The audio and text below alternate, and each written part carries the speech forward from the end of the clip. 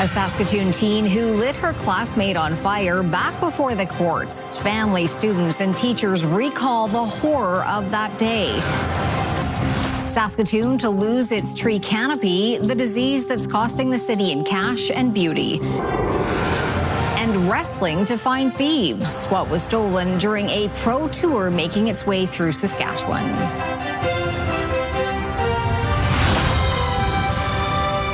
This is CTV News with Chantel Saunders. Good evening. We are hearing for the first time tonight new details about a fiery attack at a Saskatoon school. Today, people left traumatized when a student lit another student on fire, spoke during a sentencing hearing for the teen who admitted to the crime. Laura Woodward now on the horrifying moments and the victim's road to recovery. Well, it was an emotional day in court as students, teachers, and family members described the moment. A teen girl was set on fire and the trauma that followed the horrifying incident. On September 5th, 2024, a 14-year-old girl doused her classmate in gasoline and set her on fire. She's pleaded guilty to attempted murder. During the sentencing hearing, court heard she poured gasoline from a metal water bottle over the victim's head. One teacher said she initially thought it was water before flames engulfed the hallway. The teen was airlifted to a burn unit in Edmonton. At one point, 80% of her body was covered in bandages. Her parents told court they're still haunted by her screams during painful dressing changes. According to agreed facts, the offender and victim started out as friends, but the accused became obsessed, texting the victim from multiple phone numbers and social media accounts and taking pictures without her consent. Investigators later found videos of arson on the offender's phone. The victim's parents reported concerns to police and were told a school safety plan would be implemented. The victim's mother said, "We hoped the accused would be supervised and that she'd be harmless because we did everything we thought we could to keep our daughter safe. The brutal attack changed our lives forever." The final impact statement was from the victim, read aloud by her mother, saying, quote, "I'm alive, I'm left-handed now." The teen continues to require surgeries and procedures, including rebuilding her ear and working to regain dexterity in her right hand. Laura Woodward, CTV News, Saskatoon. Dutch elm disease is here to stay in Saskatoon. That's how the city sees things as it looks at a new way of controlling the spread. As Keenan Sorokon explains, it could be a costly problem moving forward.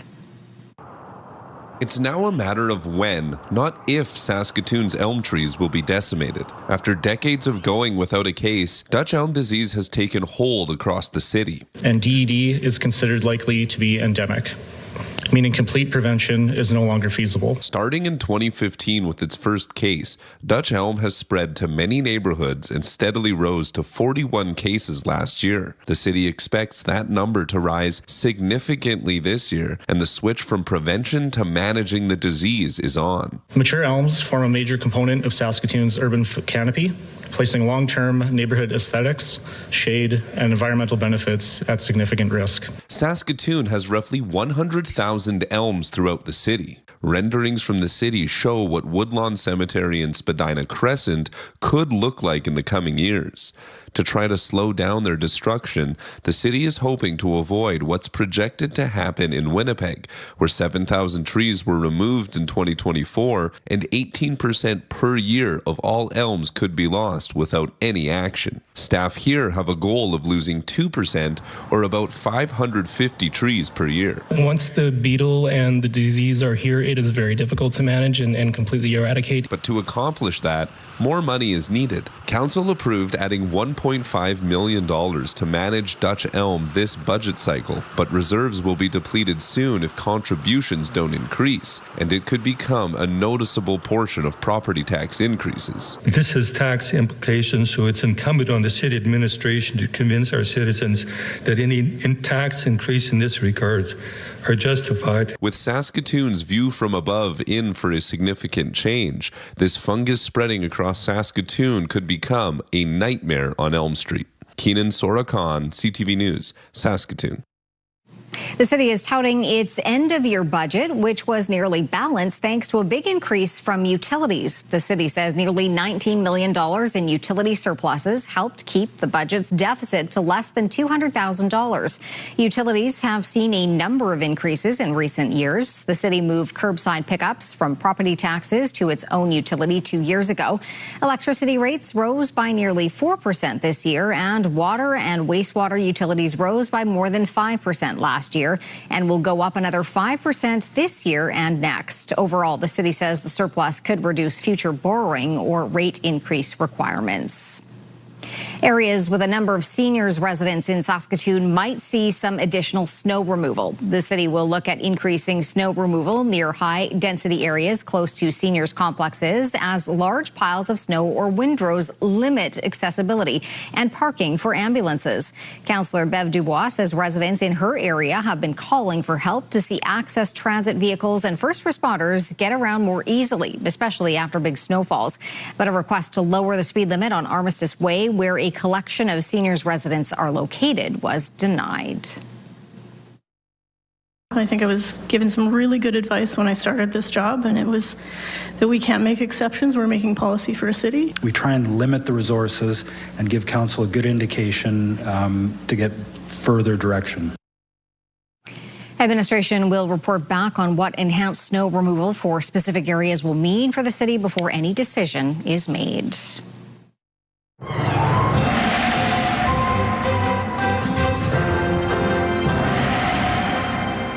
Well, Jeff, speaking of snow, I heard you talking about squalls earlier today. Squalls! Yes, there is a snow squall watch in place right now, so it's not a warning. And snow squalls aren't something we tend to deal with, at least in terms of warnings and watches across our province. But the situation we've got coming our way, Chantel, there is some snow moving into the area, some strong winds picking up tonight, and so those two things taken together create this squall situation. So we are keeping our eye on the first system that's making its way through Saskatchewan, but then another system is going to brew up, mostly in Alberta, but it does have the potential to impact southwestern Saskatchewan. We'll talk about all of that later on.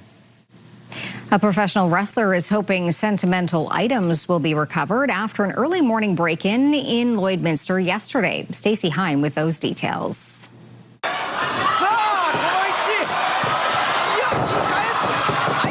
He can handle a hit in the ring, but this blow came outside the ropes. Harry Smith, known professionally as Davey Boy Smith Jr., has been touring across the prairies with Canadian wrestling's elite. But while staying at a hotel in Lloydminster, someone broke into the team's trailer parked outside. They busted open the bolts and used some sort of a crowbar to peel open the door and slither their way in. Stolen items include Smith's jewelry and pendants he's collected over the years, along with pieces tied to his father. And what is the British Bulldog? Wrestling legend, the British Bulldog, including a Hart Foundation leather vest and a WWE Hall of Fame ring. The Hall of Fame ring is, it's appraised at, tens of thousands of dollars, depending on who you ask, but it's the sentimental value. Smith says he wears the ring to honor his father's legacy. I usually wear this ring for wrestling events like the CWE Tour, appearances in Japan and all over to share this great and cool piece of history from my father's legacy. The loss is also felt by the rest of the team. Disappointment, stress. I think there's a little bit of anger, on behalf of some, especially when running a small business could take a drastic hit with the damage done and the materials that are stolen. Police have since recovered Smith's bag, his leather vest, and the CWE Tag Team title belt. Smith says he's hopeful the remaining items will be recovered and those responsible brought to justice. They're going to rat themselves out and hopefully try and sell it, and they're going to get caught. For now, he says the fight to get those items back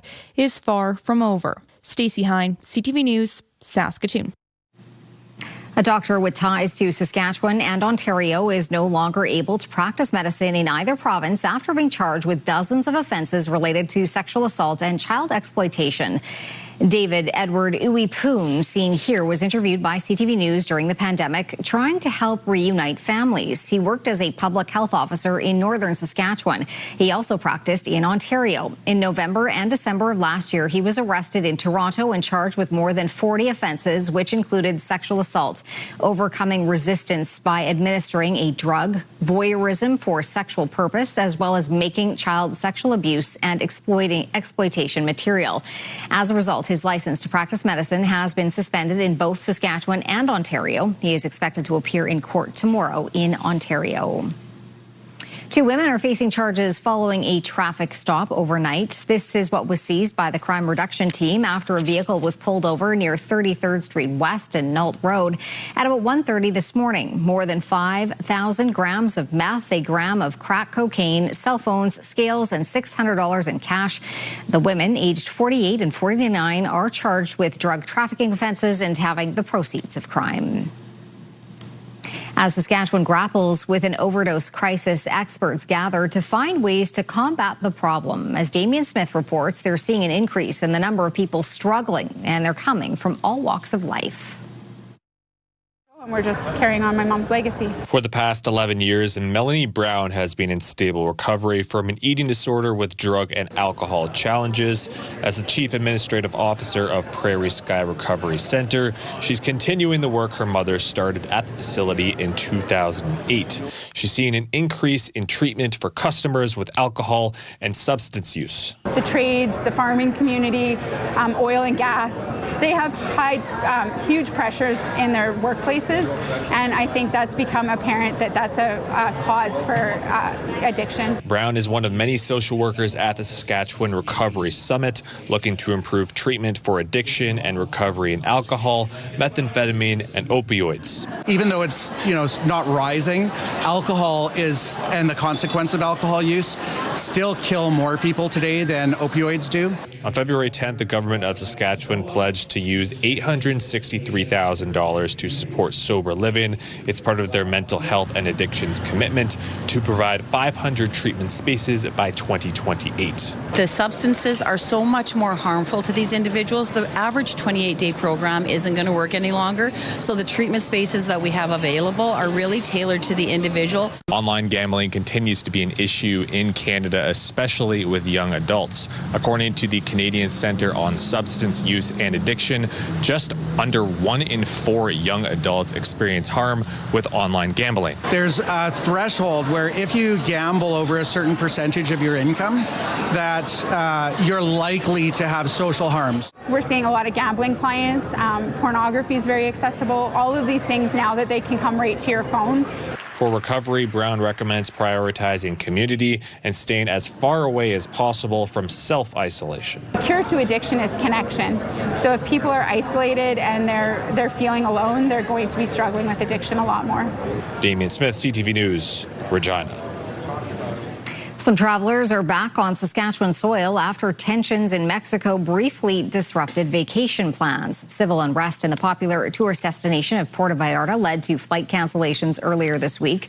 Service has since resumed at both Regina and Saskatoon airports, with a flight from Puerto Vallarta landing in Saskatoon just after 7 o'clock last night. One traveler says the situation made him nervous at first. We couldn't see anything from where we were, so we had to depend on things on the internet. And we could see them all happening, but there's an awful lot of untruths. Beebe says he's been traveling to Puerto Vallarta for years, and despite the disruption, he doesn't plan to change that anytime soon. The general manager of the Children's Festival of Saskatchewan says despite tough economic times right now, she is optimistic a title sponsor will come on board for this year's celebrations. It's hard for everybody out there. We know that we're all trying to do what we can, but that's what makes, I think, the festival so special too, is because it is this community. It's this coming together of so many people, and we each take what we have and we do what we can with it. This is the first year in several the Children's Festival has not had a title sponsor. Kayla Rourke says they're grateful for their past sponsors and are looking at it as an opportunity to partner with an organization as they get ready to celebrate 40 years. This year's festival will be number 38. The Children's Festival of Saskatchewan is set for June 4th to 7th at Kinsman Park. Still to come, what Hillary Clinton is saying about the Epstein files. Also, why a Canadian is being detained by ICE and facing deportation.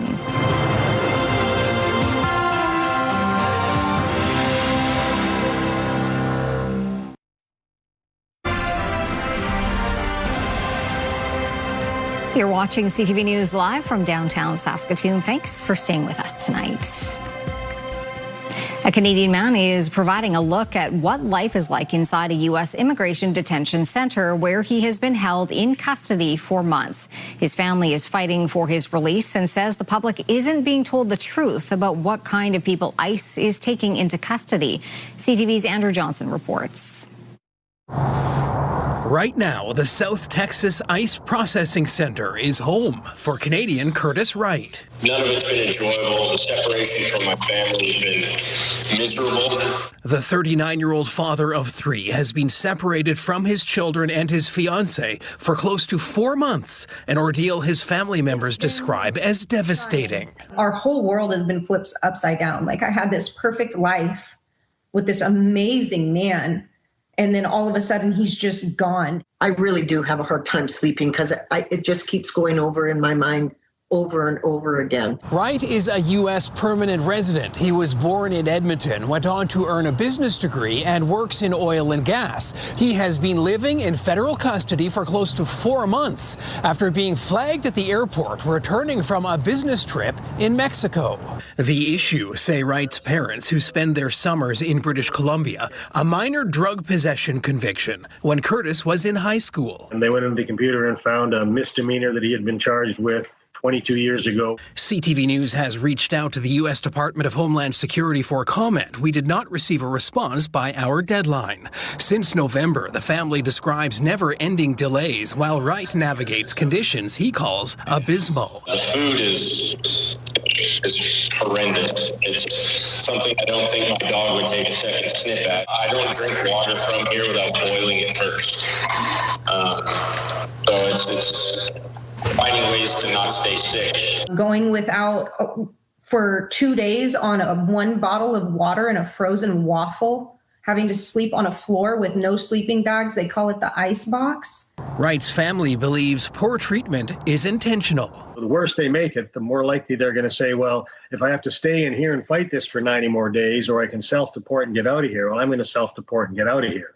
The entire experience has been a wake-up call. Before I came in here, I was of the mind that they were doing what they said they were doing, where they were focusing on, the worst of the worst, and criminals and murderers. What I've come to understand since I've been in here is that's the exact opposite of the people that I've met and seen. Humans are not supposed to behave like this. The family has now filed a federal court challenge alleging unlawful detention, hoping Curtis could soon be released and fight to stay in the country from his Houston home, where he is desperately missed. He's the provider for this family. Sorry. Andrew Johnson, CTV News, Vancouver.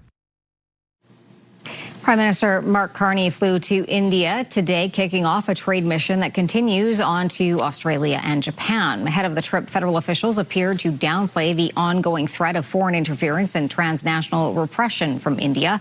In June of 2025, the Canadian Security Intelligence Service accused India of being one of the main perpetrators of foreign interference and espionage in Canada. However, one government official said Prime Minister Carney would not be making this trip if the government thought those kinds of activities were continuing.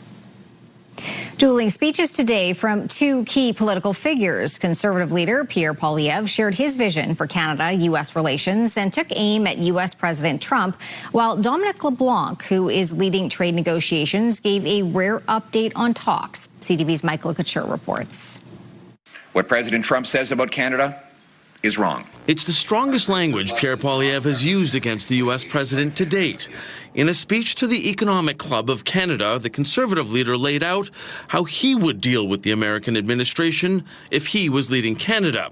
He also took a shot at Prime Minister Carney's assessment of the global trading system. We should not declare a permanent rupture with our biggest customer and closest neighbor in favor of a strategic partnership for a new world order with Beijing. Poilievre told the Bay Street crowd he wants to negotiate a new tariff-free auto pact with the U.S., an end to sectoral tariffs, the revival of the Keystone XL pipeline, and a full exemption from Buy American provisions.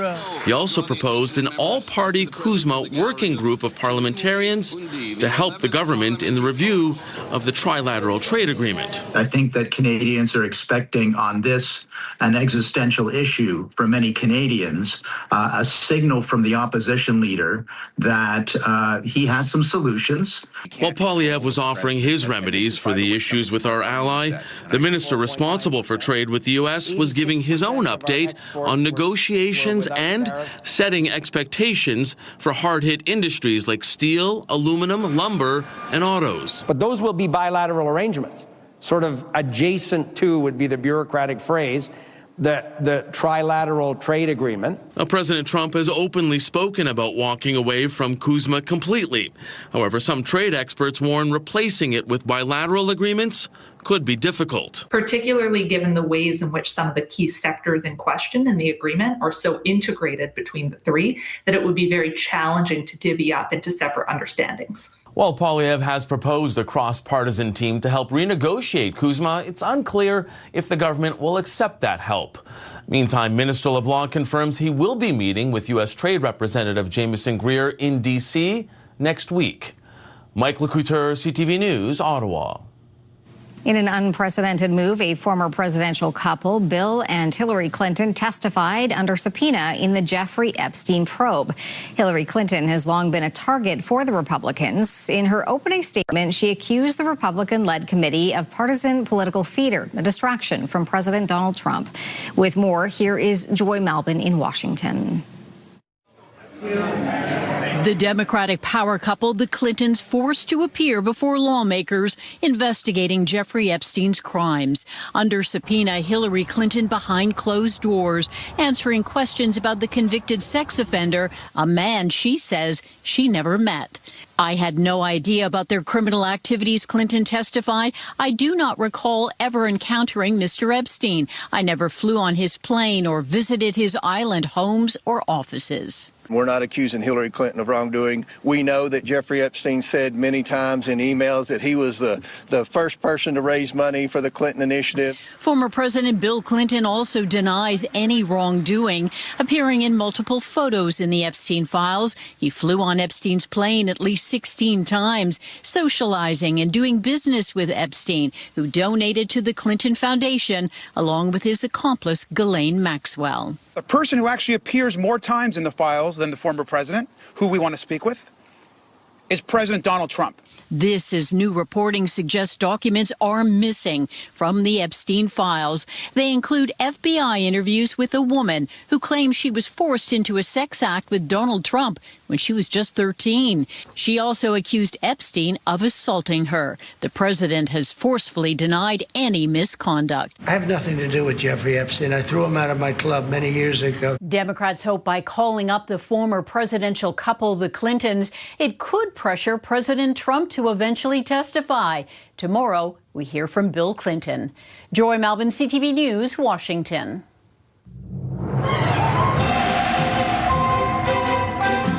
You guys ever think it's weird how just like one day in February, which is supposed to be winter, it's like 2 degrees out, 3 degrees? Yeah, winter plus temperatures all melty outside. You know what? You know what I think it is? I think it's because the Saskatoon Soaps are having a show this Friday, 8 p.m. at the Broadway Theatre. Yeah. Big Improv is lying to you, it's called. You know who else is lying to me? The weatherman. Jeff Rogstad, what's the weather going to be like? Lying to you? I'm hurt, Ashley. Hurt right here. I'm not sure if there's a heart in there. Anyhow, yes, there's a comedy show coming up tomorrow night at the Broadway Theater, all about conspiracy theories. So -13 is our daytime high tomorrow. So around showtime, it'll be closer to about -16. And as we take a look, mainly cloudy conditions, BroadwayTheater.ca is where you can get your tickets to Big Improv is lying to you. Let's take a look at on the line here. 0 degrees right now in Saskatoon, 3 degrees in Prince Albert, and 2 in the Battlefords. As you can see, the winds are starting to pick up in all 3 locations, and we do anticipate a windy evening and overnight. Things will back off tomorrow. We'll talk about that a little later on. 3 degrees for our daytime high today, 9 degrees above seasonal. The record warm temperature, though, 7. That was set back in 1988. -44, the cold temperature record from 1948. The sun came up at 8 on the nose, and it's going to go down at 6:41. Coming up, we find out more about the coldest night of the year. And later, a Saskatchewan skip has his sights set on nationals.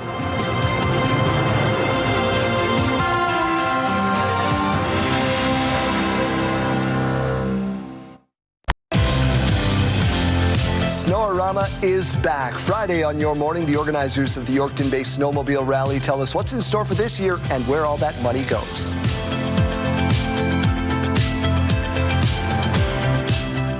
All right, well, look at this shot. Welcome back. I got all excited. I didn't do the usual opening, but look at the sort of flaring the lens. The sun has yet to set. So, yes, we do have some clouds out there because some places might see a little bit of flurry activity. We'll talk about that in a little while, but let's just enjoy that lovely image. Okay, we're done enjoying it. Time to move on. We've got ourselves a lot of snow showing up in British Columbia, particularly in the mountain passes. Good news for the ski resorts, but a lot of snow expected there, and that could create some travel issues. So this system is coming across the prairie provinces, and then the secondary system is going to be showing up, and that is going to create some heavy snow in southern parts of Alberta and southwestern Saskatchewan. 0 in Saskatoon, 3 in Prince Albert, 2 in the Battlefords, just to recap. Maple Creek, a high today of 11 degrees, so that is the provincial high. The provincial cold temperature, -29 in South End. Currently, it is 1 degree in Lloydminster, 7 in Swift Current, 6 in Moose Jaw, 2 in Regina, 3 in Estevan, and 0 in Yorkton. So mild conditions are still out there. Temperatures in central parts of our province range from -9 in Hudson Bay up to -7 in Rosetown, 6 on the plus side in Kindersley, 3 in Meadow Lake, but it's -8 in Nipawin right now. Up north, well, kind of cold. In fact, we do have some extreme cold warnings that are in effect for the overnight. We have -25 right now in Stony Rapids, -22 in Collins Bay. It does warm up to -11 in Buffalo Narrows. It's -12 right now in La Ronge. Down south, 10 degrees in Maple Creek, 6 in East End, 5 in Coronach and Weyburn, and in Elbow, 7 in Leader and Outlook. So, yes, some really warm temperatures in south and south central Saskatchewan. And then 0 degrees right now in Melville, 2 in Broadview, and 3 in Carlisle, 1 in Indian Head. Our computer modeling. So there's the one system going through, and we expect that to bring some snow to northern areas or points north of Prince Albert. And then there's that system that's in Alberta, really bringing a lot of snow. And right now, we do anticipate southwestern Saskatchewan could see up to 25 centimeters of snow. As you can see, that white little block there in the extreme southwestern corner. Extreme cold warnings are in effect, wind warnings and snowfall warnings for many parts of Alberta. Extreme cold warnings are in effect for northern Alberta, Saskatchewan, and Manitoba right now. Okay, let's take a look at our numbers for tomorrow. So -20 for La Ronge on Friday, -28 for Stony Rapids, so staying cold there. -27 for Key Lake for a high, and -21 in Buffalo Narrows. And temperatures in the high teens for Meadow Lake and Spiritwood, low teens for Kindersley and Rosetown on Friday. We've got ourselves cloudy skies for the southwest, -4 in Maple Creek with that snow expected to be there. -6 in Leader, -11 in Outlook, and -5 in Swift Current. We have cloudy conditions throughout the southeast, but wind will be the big deal of the day in Yorkton and Estevan. -9 for Yorkton's high, -6 for Regina, -4 in Moose Jaw, -1 in Estevan, -15 in Melfort, -14 for Humboldt and Hudson Bay, -11 and windy in Watrous tomorrow. On to the details for the Battlefords. So 30% chance of rain changing to snow, or snow squall risk is there, -16, and temperatures kind of plateau into tomorrow. -15 on Saturday, Sunday -6, -7 to start the work week, and -4 on Tuesday, a little colder on Wednesday. For Prince Albert, -17 overnight, risk of a snow squall, some light snow expected, -14 degrees for a high on Friday, -18 on Saturday, -9 on Sunday and Monday, so close to seasonal, and then seasonal temperatures on Tuesday, but backing off again on Wednesday and Thursday. And Saskatoon, well, because of the wind, there is a risk of a snow squall, and the rain is changing to snow, but mostly a snow event. -16 degrees, wind gusts up around 60 kilometers an hour. But the good news is the winds back off tomorrow. The temperatures are also backing off. They're falling throughout the day. And the 7-day outlook for Saskatoon and area, -16 on Saturday, but back to seasonal on Sunday and Monday, -3 on Tuesday, but cooling off a little bit on Wednesday and Thursday.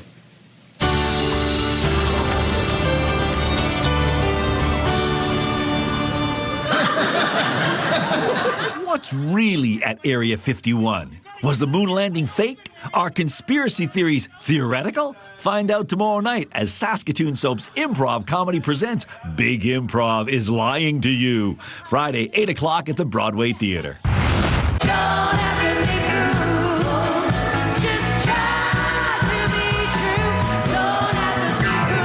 Samantha Martin and Delta Sugar is live on stage at the Basement on Friday. Showtime is 8:30. Saturday night, the Basement welcomes the Oral Fuentes Band. Woke up in the hospital, the doctor said, you've had a seizure and you broke your neck. And I said, well, I feel pretty good. And the doctor said, that's because you're on morphine right now.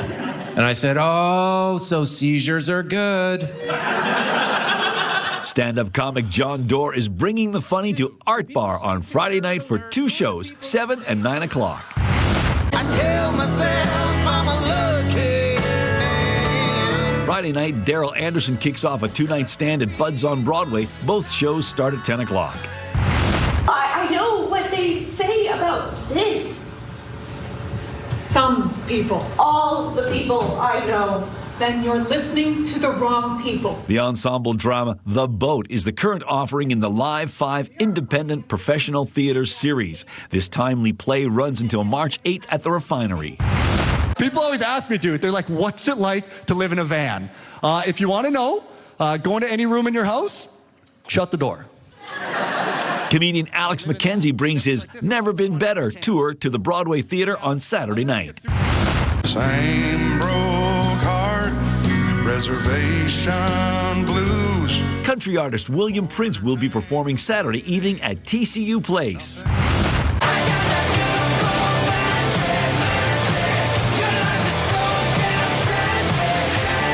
It's a busy weekend in Saskatoon for Econoline Crush. They're performing during Telemiracle, and then on Sunday, they're in concert at SaskTel Centre. From Seoul to Regina, and finally, Vancouver. Burnt Thicket Theatre presents the autobiographical comedy Suitcase Stories. It's running at Studio 914 until March 1st. Well, Jeff, Saskatoon is getting ready for the coldest night of the year, and we aren't just talking temperatures here. Oh, no, we are talking about a special event. Yes, it is a mild Thursday, but we are talking about the coldest night of the year. It's a special event that comes around every year. And Riley Baxter, the interim CEO of the YWCA of Saskatoon, is with us today. And coldest night of the year, for those people who don't know, I say it's a tradition, but what is it exactly? Well, it's a walk that happens across Canada. So YWCA is hosting the Downtown Location Walk. It's a 2 or 5 kilometer family fundraising walk. And we walk to raise awareness for those houseless in our community. Especially in this cold weather. Especially, and it is going to be a bit crisp on Saturday when this is taking place. So for those people who may not be familiar with the kind of things that the YWCA will do with the money, is there some particular things that are earmarked? Does it go into general funds? Yeah, absolutely. So this money goes to provide wraparound services to all the women and children and families that we serve.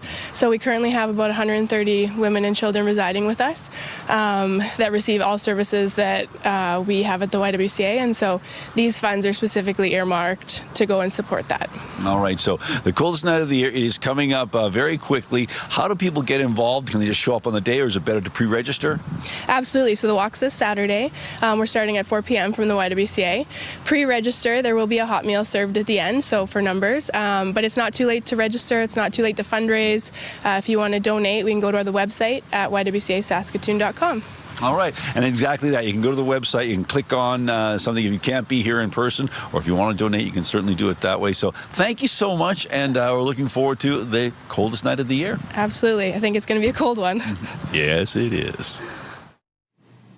All right, time for pick of the day. What did you pick? Well, you say you love sundogs? We got a sundog for you, but this one's on the edge of a sundog, and I like this. This is from Kathy Miller. Kathy writes, "The tale of a sundog showing Wilkie, a change in the weather is coming."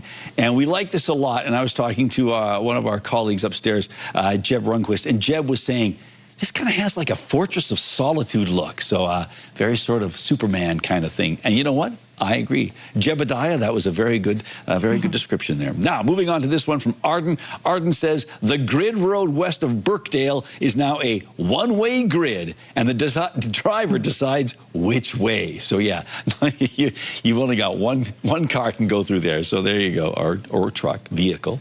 And finally, from Brendan, deer having a feast at work. There you go. So they've found something to chow down on, and yes, and those deer are going to town. So thank you, Brendan, for that image. And if you'd like to share an image with us, you can do so by sending it to cfqcnews@ctv.ca. Please put pick of the day in the subject line. And yes, you know what? Give us a bit of a description, and that would be very welcome. Still to come on CTV News, Saskatchewan's Kelly Knapp has high hopes, how he's hoping to take his team to the top.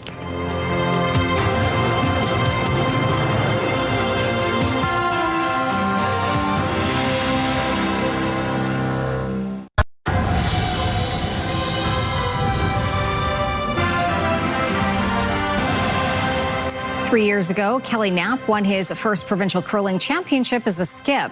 At the Brier, he just missed the playoffs. And now he and his team are hoping to take the next step as they return to the men's national championship in St. John's. Donovan Mace has more. Kelly Knapp won't have to wait any longer to slide across the rings at another Brier. This was a long wait compared to the last time that we went, so yeah, it's pretty exciting. Knapp returns to the men's national championship for the first time since 2023. He'll drive it through the hole in the forefoot.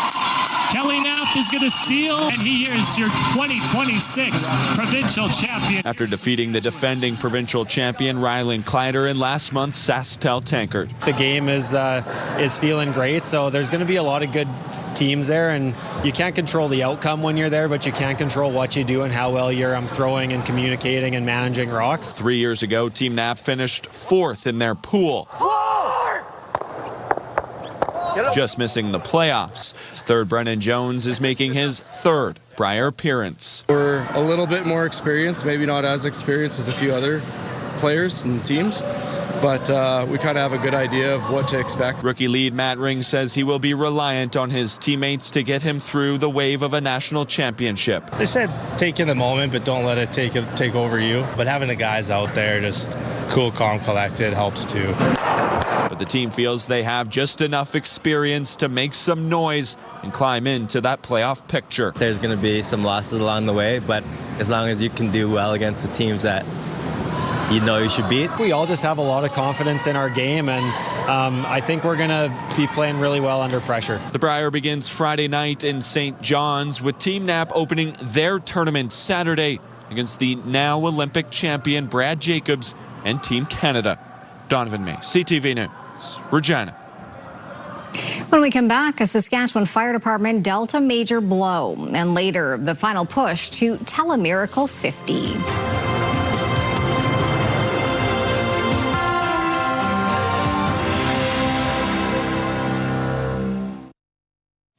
Welcome back. It's time to take a look at the rural forecast for Friday. And yes, temperatures are definitely going to be colder than they were today. Substantially colder for places that were nicely on the plus side. Well, we're on to the minus side. Look at that. Minus 17 for Lloydminster and Spiritwood. Minus 11 in Kindersley and Outlook and Watrous. Minus 15 for Melfort. Minus 18 for Meadow Lake. Minus 14 for Hudson Bay. And minus 12 for Wynyard. Now, making our way down south. Well, here we go. We've got ourselves at temperatures that aren't as significantly colder as they are here. But look at that down in the southwestern corner. As we mentioned, we're anticipating some areas may see 20 to 25 centimeters of snow down around East End and Maple Creek. And then temperatures, even as we make our way towards the eastern side of the province, drop off, but not significantly, maybe with the exception of Kenora, where it's minus 11 degrees. But look at that line of windy conditions right along our knee as we inch towards the Manitoba border. So a windy day in parts of eastern Saskatchewan on Friday. Minus 14 for a high tomorrow in Cudworth with partly cloudy skies or mainly cloudy skies. The winds start off strong, but then they back off in the afternoon. So not a bad day in Cudworth. And Cudworth is one of the places where internet plans of up to 1 gig are available from SaskTel. The Saskatchewan Volunteer Fire Department was dealt a blow earlier this week. Crews were called to a fire at their own hall. Nick Favel on the loss and the plans moving forward. The Tegaski Volunteer Fire Department is in recovery mode after a blaze completely destroyed their shop with their vehicles and equipment inside. Walls were crackling, the smoke was coming out the roof. Daniel Wilson is the community's fire chief and was quickly on the scene when the call came in, but by then it was already too late. And I was 3 minutes before our second member responded and another 3 before the next one, and by that point entry wasn't an option, so we just got to watch all our stuff burn. It's a devastating blow for the fire department and its members, who have spent years building up their unit to the point where they were able to suit up 15 firefighters and a quick response vehicle able to hold 1,000 gallons of water. And then we also lost the smaller truck as our fast response unit, which was also loaded up with a bunch of gear and had a fire skid in the back, and that was our main firefighting unit. I mean, because it was quick, we were quick to get there with it, and that was the heart and soul of this fire department. Despite the loss, the firefighters are still available for emergency response, thanks to the same department that put out the fire from the next town over. The Eyebrow Fire Department has lent 2 emergency vehicles to Tegaski while the department picks up the pieces. The investigators are out. We haven't heard anything back. Everything's just going to be in the hands of insurance at this point, and you know that's never a quick process. So hopefully we can get answers soon. Whether it matters what caused it or not, it's just we got a lot of work ahead of us. So Wilson says the fire department has received continuous support over the years, and there are plans to return back to capacity as soon as possible. Mick Favel, CTV News, Tegaski. Coming up, going the distance for Telemiracle 50, an annual tradition hits the road. And getting spiritual advice from an unlikely source. Select Hair Services brought to you by Sage, the beauty bar. Get comfortable and settle in with these top shows all right here tonight on CTV. Well, an annual tradition rolled up Highway 11 today. The U of S Agro's Bed Push left Regina this morning. It's put on each year by the Agriculture Students Association to raise money for Telemiracle. The group left Regina this morning on their way to Saskatoon, where Telemiracle 50 is taking place this weekend. This is the 42nd year of the Bed Push fundraiser. Between the students, alumni, and sponsors, there are about 300 people participating this year. Well, so we start pushing the bed, and people can push. Once they're done, they put their hand up, and we have runners who come out, take their spot, and they start pushing. It's really awkward, really heavy, but we get it done, and the bed never stops moving. We stop for lunch in between to see our sponsors, and then we end somewhere for the evening, and then we start in the same place the next day. The group is hoping to raise $100,000. Telemiracle starts Saturday night at 7 p.m., runs until Sunday at 5 p.m. You can watch it many ways here on CTV, online on the Telemiracle website, and you can even go down in person to Prairieland Park. You can. I'm amazed that it's just 2 people at a time. So it doesn't surprise me that there are 300 people involved in getting it from Regina to Saskatoon. Absolutely. At least they had decent weather today. Decent weather. Today. We'll talk about tomorrow in a second. But how would you feel about getting spiritual advice from a robot?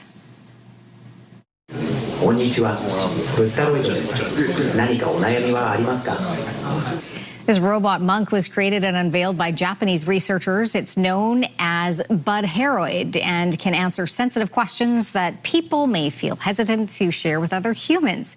It is powered by AI. Researchers say that can dispense spiritual advice in maybe one day work to assist human monks. So there you go. 3 Hail Marys, sin no more. I signed you up for the trials, hope you don't mind. Thank you, great. Maybe these are Shaolin monks. Kung Fu. I didn't look that far into it, but you can let us know when you take part. Might be. Yeah. Okay. All right, weather-wise, the big push tomorrow, it's going to be cold. Yeah, let's take a look at these numbers. Yikes! A far cry from today. Minus 16 at 9 a.m. and staying that way at noon, and minus 15 at 5 o'clock. So really not that much warmer than it will be in the morning than it will be in the afternoon. So it's a cold day in store. Absolutely, and watch out for those snow squalls. Exactly, snow squalls. There's a watch. Thanks for watching.